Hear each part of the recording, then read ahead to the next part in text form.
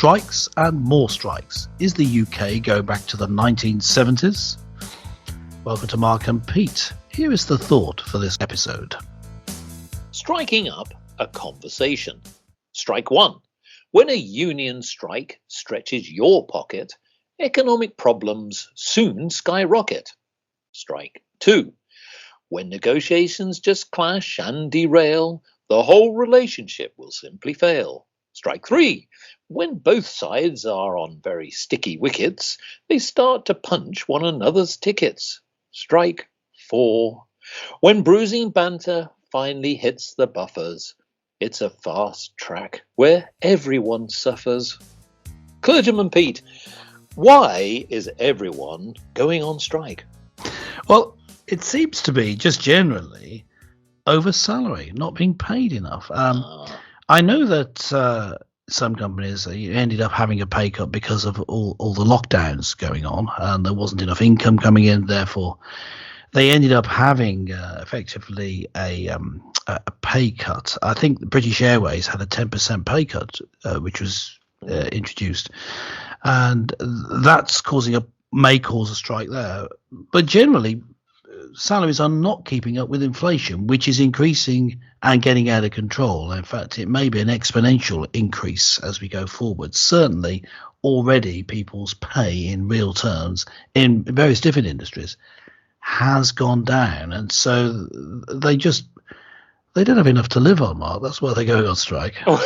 Yes, this seems to be the biggest issue, isn't it? And it's not just the National Union of Rail, Maritime and Transport Workers who we've seen go on strike, but you're right, some of the staff at BA are also considering going on strike. But here's something else, folks. Yes, even the teachers' unions are starting to think about, well, should they go on strike as well? Well, what's simply happening is that inflation is eroding people's pay. The fact is that the money that you have left in your pocket is not covering the cost of inflation. So I'm sure that many, many people have been going into the supermarkets realizing that the foods that they buy has gone up, possibly even goods they buy online, whether it be clothing or other things. So we're seeing an unprecedented increase here. Now, what I will say is as you saw from the title of our show, are we really going back to the 1970s? We saw raging inflation in the 1970s, so much so that house prices increased dramatically, goods increased, and then we saw the inevitable. Yes, many people went on strike over pay. We had the 1970s, of course, we had the miners' strike, but we also had other industries. We had strikes in the car industry and many others. Steel and so on. Now, the thing here is that we're seeing something common. Now, what I would also highlight here is what I think the government needs to think about is how they negotiate with different unions.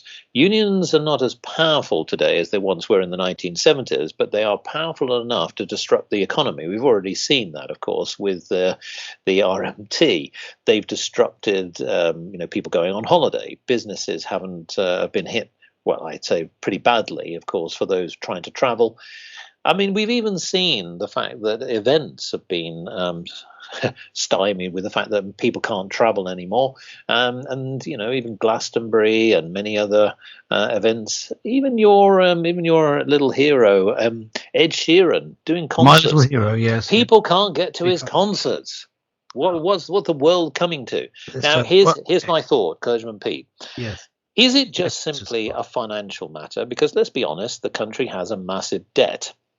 It can't just simply keep printing money just to pay people off. That just economically is a nonsense. There's got to be a break point. And I think that Rishi Sunak, the Chancellor of the Exchequer in the United Kingdom, has a dilemma here because he's inherited now this situation that he has instigated, dare I say, rightly or wrongly, where we've now come to this point where raging inflation is upon us. What is the solution? Is it that what he should be saying to union workers, hold it out, let's see what we can do, and let's see whether we can start to trade our way out and just take the pain in the short term? Or is it a case of just simply a one-time, one-off payment just to help people through this time? So, for example, is it about things like reducing, say, VAT on certain types of goods and things like that, just to help. And we were seeing things like petrol go up dramatically. But on things where it's a case of whether do you eat or do you heat with your family, I'm afraid we've got some really tough times ahead. What do you think is the best solution? Well, obviously you're the business expert here, a businessman, Mark. But just to give my opinion, and then you can say what you think again afterwards. So I think the way I look at it is this: making one-off payments just isn't going to cut it. I know that British Airways say they'd offered a payment to cover the 10% loss, but that's a one-off payment.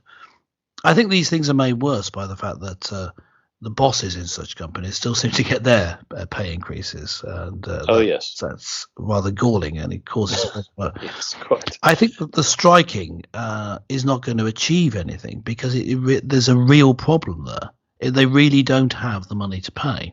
Right. Now, you can, of course, keep printing money now, or what they sometimes call quantitative easing, increasing the amount of money available. Now, that allows more money to be given, so the government could intervene and give money, some temporary payments to ease people through this hopefully temporary period. But that will make things worse because it is the quantitative easing that is at the heart of the inflation in the first place. Inflation at its heart is an increase in the amount of money available, or each unit of money be worth less, the same thing. Now, back in the 1970s, the end of the 1970s, the Conservatives came into power with the Prime Minister Margaret Thatcher and introduced a monetarist policy in which the money supply was controlled. And you didn't go for this quantitative easing. But if you do that, of course, there's less money available, and you end up with a lot of people losing their jobs, and unemployment was then a problem under her tenure. So a solution that in that case of controlling the money supply will make things worse with people actually losing their jobs. However, I don't see my opinion is there is no way around it. I've got some solutions. I've got some offers. It's not going to solve the problem. No, just before I hand it back to you, but I think that the way to solve this, is to try and grow our way out of it, grow business out of it, which means cutting regulations and cutting taxes on business. That's my opinion, for what it's worth. So here's what I say then. So I think the government can do things. I think that companies can do things, and individuals can do things. Let me take the government. The government can definitely reduce regulation. It can do VAT on goods. That will ease pain. I know a lot of this is short term, but let's be honest, the pain is growing day by day. There are other things that I think that can happen. I think that the trading out. I think that I come back to the point of where investment needs to be placed isn't necessarily just putting it back into somebody's pocket. That doesn't drive innovation. And I think that putting investment into helping businesses trade out and do better with, and let's be honest, I'll say it again, we've come through the Brexit period. The reason we've done this is that we wanted to have independence on who we could trade with. So that's where I think definitely money can be placed, helping supply chains be a lot more efficient, reduce down the red tape, etc. There are lots more that the government can do, but those are a few. Then there's the companies. Companies could do a few things here. Yes, of course, they can offer pay increases, but not all companies can do that because they just don't have the cash. But one thing they can do, and here's a few things. A lot of companies typically, if you look at most people's contracts, have, certainly in commercial situations, at all levels, this is where what we're really talking about is not the elite. You've already sort of alluded to that. You're not talking about the top executives who earn millions of dollars. Yes, everybody's affected by this, but they're not as affected as much. It's the average worker that is affected. They all have incentive and bonus schemes. What they could do is that they've already apportioned and they've already planned for bonuses. They could start to aggregate and embed their bonuses into their monthly salaries. That would help. It's not going to solve all of the problems, but it could definitely help. The other side is that you could possibly even embed it within your basic salary. I've seen this with companies who started to do this to help people. You're still effectively holding the same budget. The other thing you can do is you can then start to open up more incentives, again, the productivity side. So I think the business can definitely do a few things there just to help.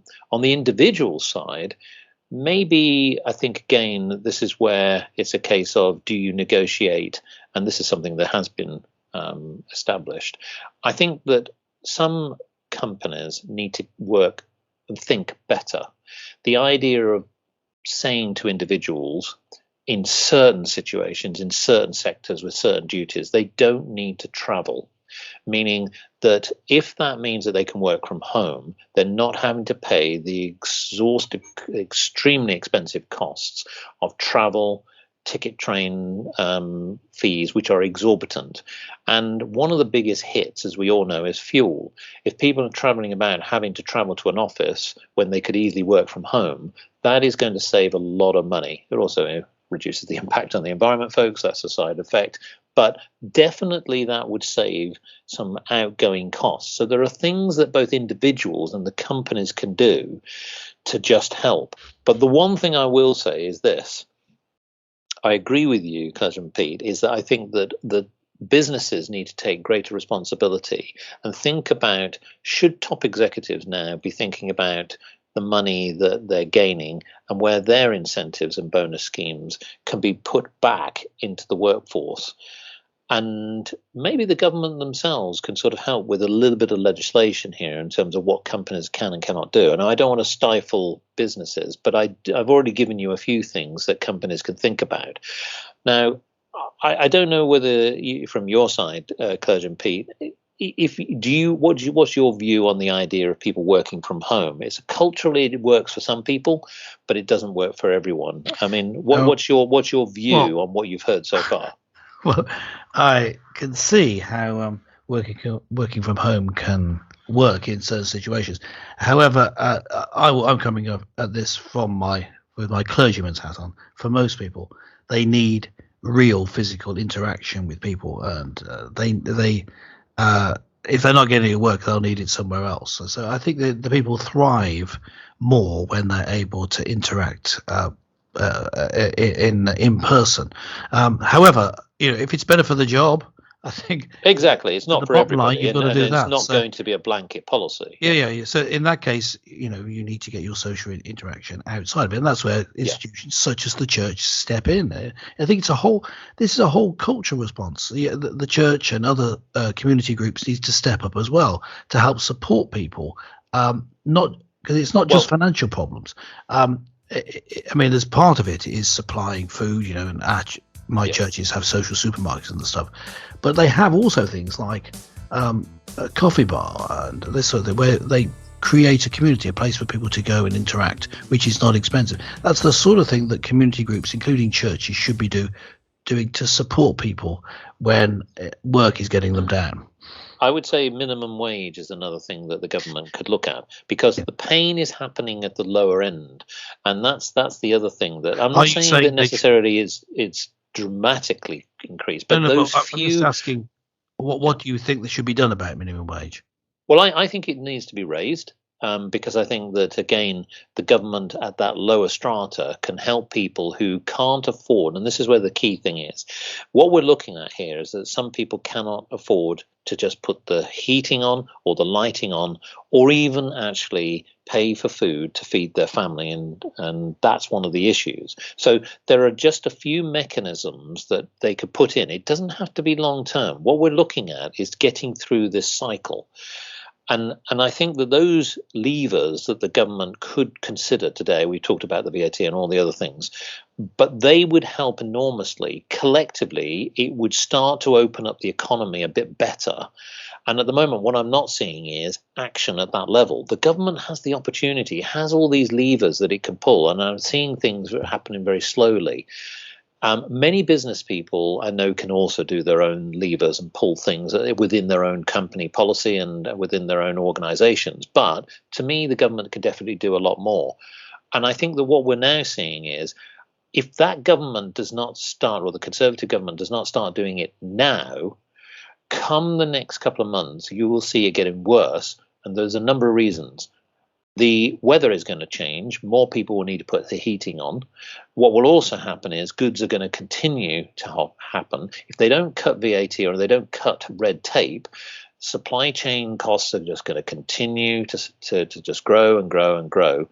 And when you go to the supermarkets, either some of the goods won't be there or they're going to be even more expensive. Yes, okay. I mean, I would add one more thing. I don't know if you agree with this, then, Mark. Looking at the business scene, the measures that you're talking about are good humanitarian measures, humane things to do to help people through difficult times. But actually, the economic situation is pretty bleak, and we just have to be honest with ourselves. Yes, say we're going to go through tough times. Yes, no, I agree with that, and I think that's one of the things that the vast majority of people need to recognise. We've now come to the dawn of reality, folks. Yeah, there may be a day when perhaps that surplus cash that gave you that holiday or that extra luxury goods was something that we enjoyed. It's just something now we need to think differently. And remember, and Clergyman Pete, we've seen that because we saw what happened in the 1970s. Yep, people had to do that. Yes. People basically had to cut their cloth. They didn't like it, but they did it, and it was a necessity. No, and this is looking at being worse than the 1970s. So people really need to be prepared. Here's my final point on this, and I know it's a big subject.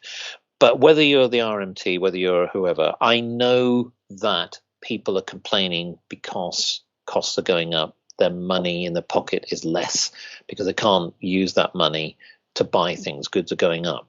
But a strike does not help. It doesn't help the industry. It doesn't help the economy, and other industries suffer. And so what that means is that it has a consequence and a knock-on effect. And I know they're doing it to try and elevate their position, but I think it's the wrong thing. And of course, collectively, if more and more unions in all sectors start to do it, we could be in a worse situation. So I think we have to look at it now where perhaps we need to sort of group together and start to think about it differently. Yes, well, that's it for Mark and Pete for this week. You've got to tighten your belt. And, of course, add your comments. Go to markandpete.com. We'd love to hear from you. Maybe you have some solutions that we just haven't thought of. But that's it for Mark and Pete for this week. Catch you next time.